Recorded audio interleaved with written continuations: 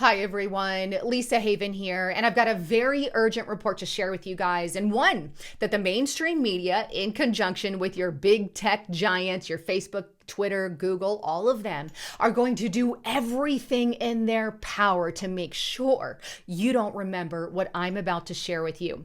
You see, the US government over the past couple hundred years has conducted experiment after experiment on unwilling populations. They've done it on entire cities. They've done it to prison populations. They've done it to the mentally disabled, and they've also done it to mentally disabled children. Well, in today's report, in light of everything that's happening today with the COVID-19 pandemic, I intend to dive through some of the democide, death by U.S. government that has happened over the years here in the United States of America. This is going to be part one of the report. And then part two, which I really can't discuss here on this kind of platform, is going to be conducted by Justice Knight on RestrictedRepublic.com. And he's going to get into the current stuff that is happening in the United States of America. Because remember, these kinds of experiments don't get revealed until about 40 to 100 years later. So get on over to RestrictedRepublic.com to hear part two of this. And right now, you've got 14-day free trial just to try it out. You can cancel whenever you want. But on top of that, we're also giving it away for $5 per month for 2 years. Use the code FREEDOM to get that. All kinds of other information is on there as well. So let's dive in to some of these experiments that have happened over the years to the American people by the U.S. government. The first one here is on a more leftist group, news site, if you will, that actually revealed it. But this is on thedailybeast.com, how the U.S. government enforced prohibition by poisoning Americans. Yes, you heard that right. During Prohibition, the U.S. government doctored the industrial alcohol supply with dangerous substances like methanol. 10,000 people have believed to have died as a result. So the U.S. government poisons the alcohol during Prohibition. This didn't happen, hundreds and hundreds and hundreds of years ago. This was during Prohibition. And as a result, 10,000 people were said to have died. And in case you want a leftist fact check, we can do that on USA Today. Fact check, it's true. The U.S. government poisoned some alcohol during Prohibition. Let's go on over to some other things the U.S. government did here. We have the Washington Post. The tainted polio vaccine that sickened and fatally paralyzed children in 1955. It was one of the worst biological disasters in American history, one scholar wrote. Now, the article goes on to state that an estimated 120,000 children that year were injected with the Cutter vaccine, according to Paul A. Outfit, director of the Vaccine Education Center at Children's Hospital of Philadelphia.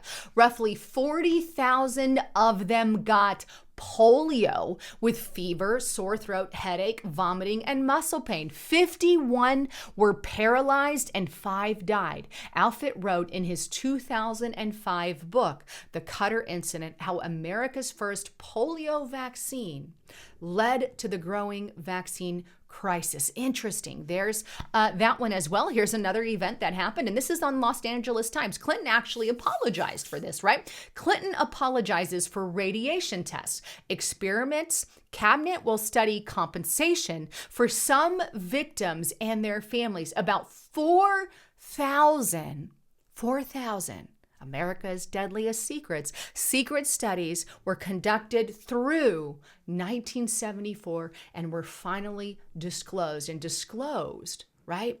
Years and years and years later. 4,000 secret studies. This is massive. Can you really trust the government in light of everything that's going on today with the COVID-19 pandemic?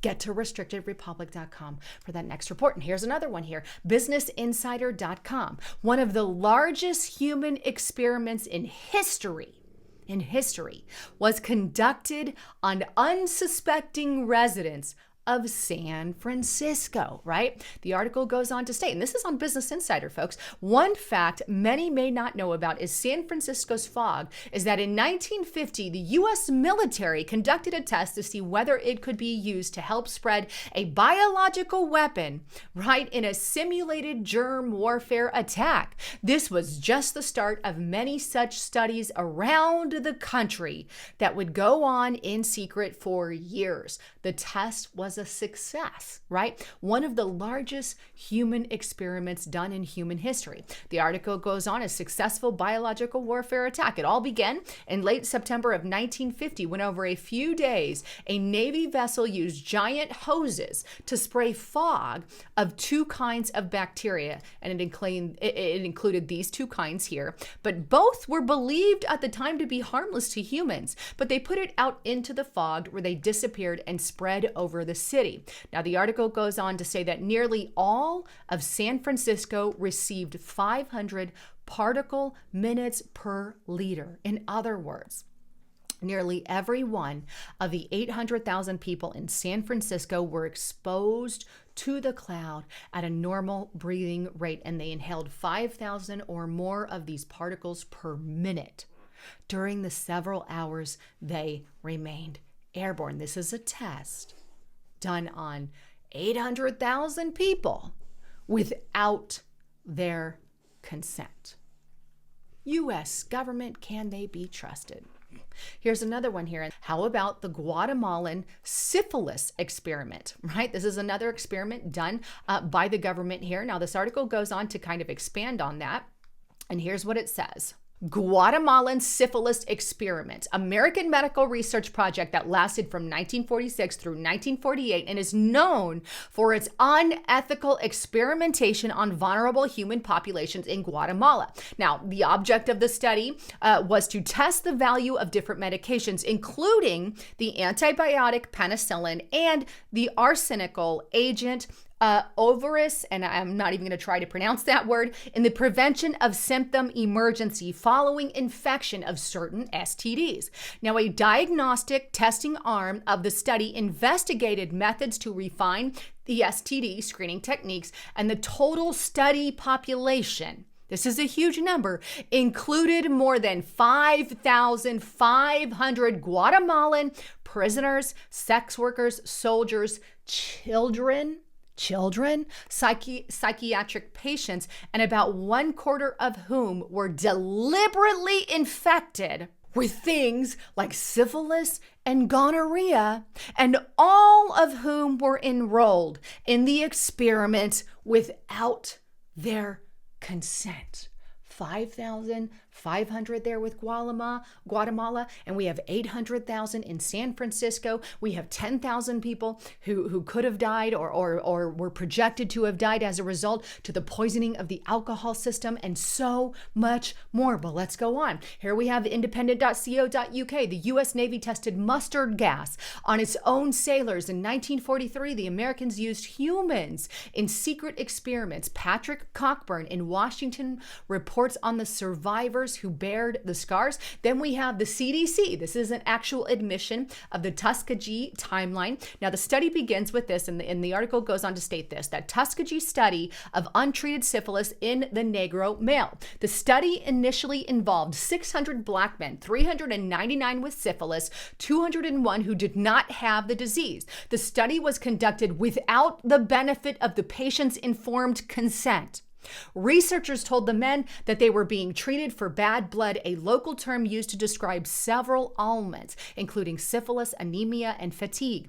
In truth, they did not receive the proper treatment needed to cure their illness. In exchange for taking part in the study, the men received free medical exams, free meals, and burial insurance. Although it was originally projected to only last 6 months, the study went on for 40 years.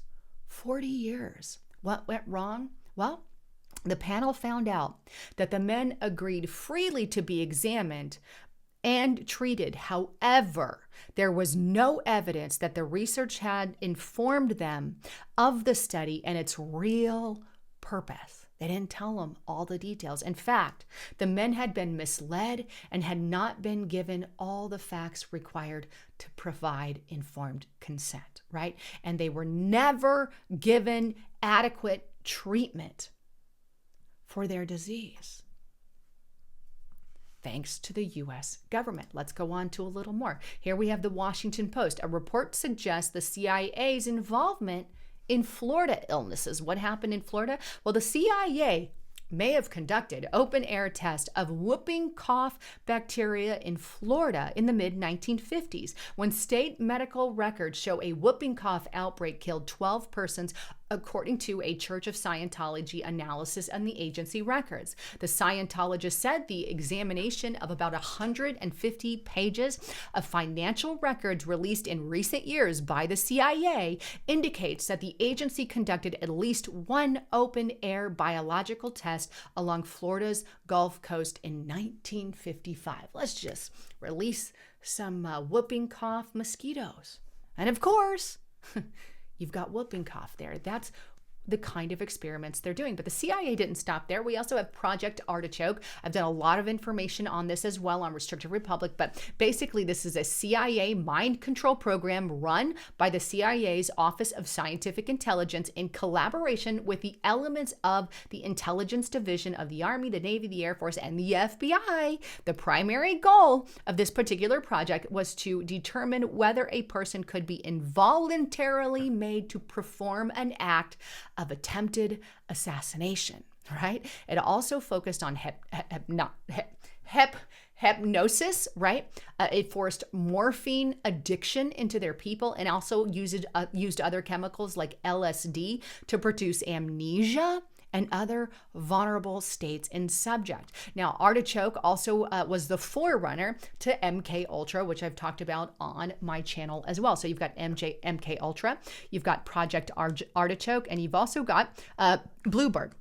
These are all experiments done by the CIA. And there's MK Ultra in case you want more information. But here's a little more. This is on pbs.org, right? And it's report. Medical experiments were conducted on U.S. prisoners and patients, right? In an article released this week, AP reporter Mike Stobe details new revelations about medical experiments conducted decades ago by the U.S. government. Most of the experiments are 40 to 80 years old and include giving hepatitis to mental patients in Connecticut, squirting a pandemic flu virus up the nose of prisoners in Maryland, and injecting cancer cells into chronically ill people at a New York hospital. Strobe and his researchers uncovered 40 dubious experiments by combing through medical journalists and news reports at the time, 40 of them. Here's another one, dailymail.co.uk. This details a few more of those, but America's shocking secret, pictures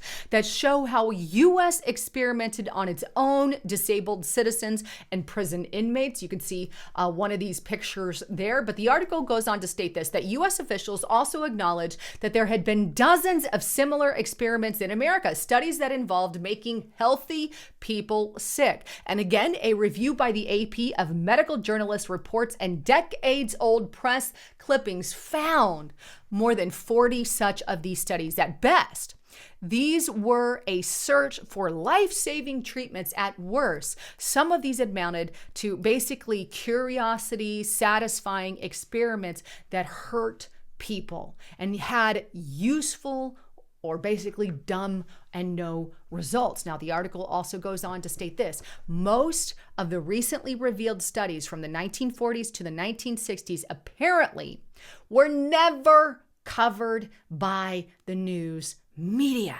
Do you think that the media today is going to cover what's going on right now if they didn't do it then?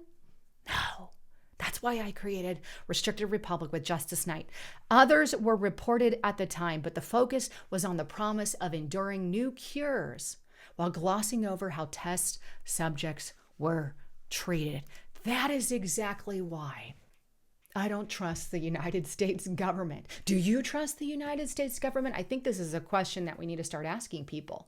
When some of the experiments that they've done don't come out till 40 to 100 years later, and you may or may not be involved in that, especially in light of everything that's happening today, in light of all of it.